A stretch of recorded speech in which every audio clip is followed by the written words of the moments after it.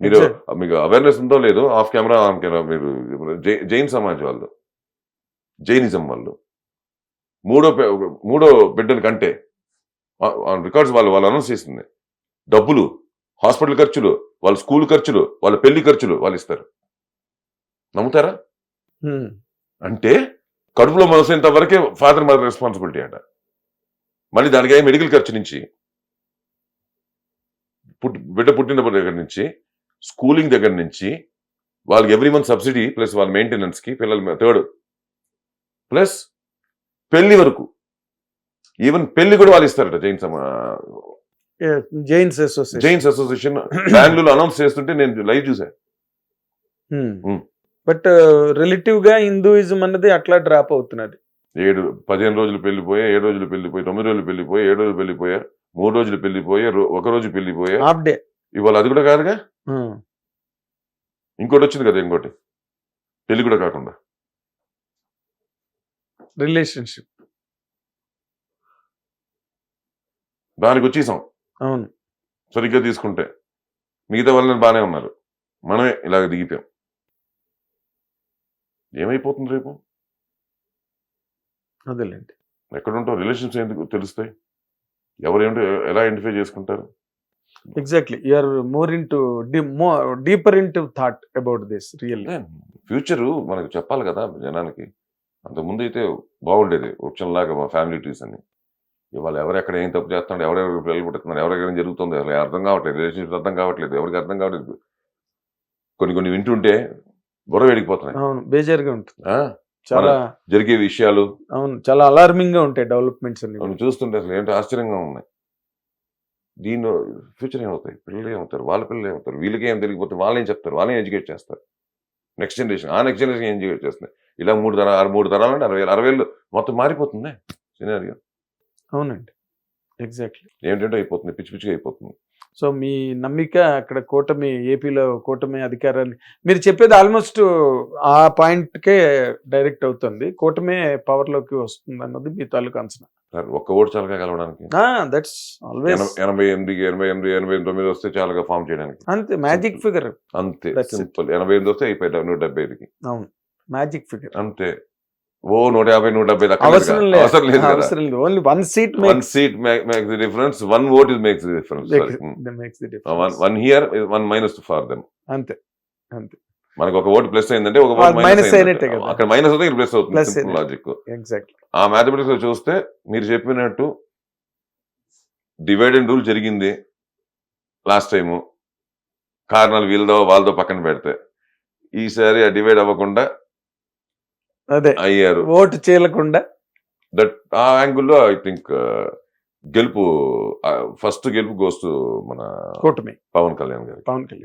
ఎందుకంటే he was very strong and he was giving this message everywhere, every day.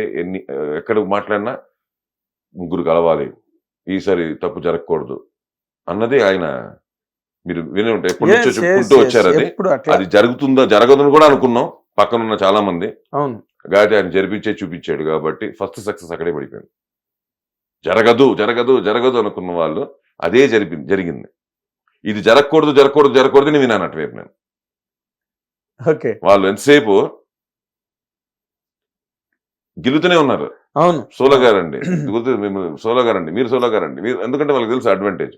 సోలోగా వస్తే advantage, కలిసి వస్తే అడ్వాంటేజ్. వీళ్ళకి తెలియలేదు కానీ ఇప్పుడు తెలిసి, లాస్ట్ టైం తెలుసుకోలేకపోయారు కానీ కలిసి వెళ్తే ఈసారి బాగా అంటే పాఠాలు, గుణపాఠాలు, అనుభవాలు అన్ని కలిపే కదండి పరిణామాలు. ఎక్స్పీరియన్స్ మేక్స్ ఎవ్రీథింగ్ పర్ఫెక్ట్ అంతే కదా. అది ఆ లెక్కలో చూసుకుంటే and we need a change also. Lot of things will take a new shape. అది అంటే ఉన్నది ఇచ్చేయడమే కాదు కదా సార్ పాలిటిక్స్ అన్నది. హౌ యూ డెవలప్, ఎలా తీసుకెళ్తాం. ఇప్పుడు అంటే మనం ఇంత మాట్లాడుతాం, మోదీ గారికి తెలియదా అండి, అమిత్ షా గారికి తెలియదా అండి, రైతులు అంతా రివర్స్ అయిపోయారు, రైతులు వచ్చి కొట్టేస్తున్నారు, రైతులు గొడవలు అయిపోతున్నాయి అంటే వాంటెడ్లీ వదిలేసి ఉంటారా?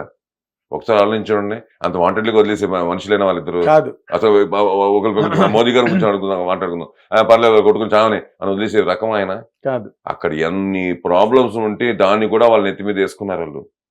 వాళ్ళు తిరగబడుతున్నారు, దానివల్ల మనకి డిసడ్వాంటేజ్ ఉంది అనే విషయం కూడా తెలుసు. కానీ వాళ్ళు అడిగించేస్తే చాలా ప్రాబ్లం ఇరుక్కుంటారు వాళ్ళే అనే విషయం మీద దాన్ని వాళ్ళు చాలా కాలం ఆపారు. ఇంకా ఎప్పుడైతే చేయి జారిపోతుందో సరే ఒక 2 రోజులు ఆపుదాం వీళ్ళు వాళ్ళకి ఏమంటారు దాన్ని వాళ్ళ ఎమోషన్ కాంట్రోల్ చేద్దాం అని చెప్పి దాని పక్కన పెట్టారు. అమరావతి అయితే నేను చెప్పేది రైతులది ఢిల్లీలో.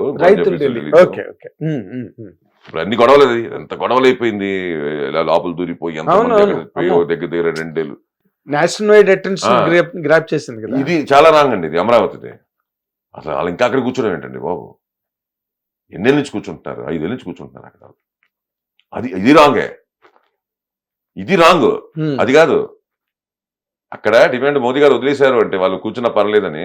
ఎందుకంటే ఆయనకు తెలుసు వాళ్ళు అర్థం చేసుకుంటారు వెయిట్ చేశాడు ఆయన. ఎప్పుడైతే అర్థం కాకుండా వేరే వాళ్ళు ఇంకో ట్రిక్కీగా వాళ్ళు వేరే ఎమోషన్స్ తీసుకోవడానికి మొదలెట్టారో అప్పుడు కదా ఇంకా సబ్డ్యూ చేశారు దాన్ని. అవును, ఎందుకంటే అర్థం కావట్లేదు అనే విషయం. అదే నేను చెప్పింది, మా ఇంటి ముందు బ్రిడ్జ్ కడితే నాకు ఎంత ప్రాబ్లమో ఆ ప్రాబ్లం వీళ్ళు గొడవ పెట్టుకుంటున్నారు. కాదురా బాబు ఇలా జరిగితే మీకు స్మూత్ గా ఉంటుంది ఫ్యూచర్ లో అన్నది వీళ్ళ కాన్సెప్ట్. ఇప్పుడు ఇన్ని స్మూత్ గా చేసే వ్యక్తి అది మాత్రం ఎందుకంటే హ్యాష్ వెళ్ళి ఉంటుంది. అవునండి, it has to be really understood అర్థం చేసుకోవాలి. ఎందుకంటే ఒకరి డిసిషన్ కాదు, ఇక్కడ ఒక టీమ్ ఆఫ్ డిసిషన్ ఉంటుంది. కానీ అక్కడికి వచ్చేసరికి అది హ్యూమన్ ఎమోషన్.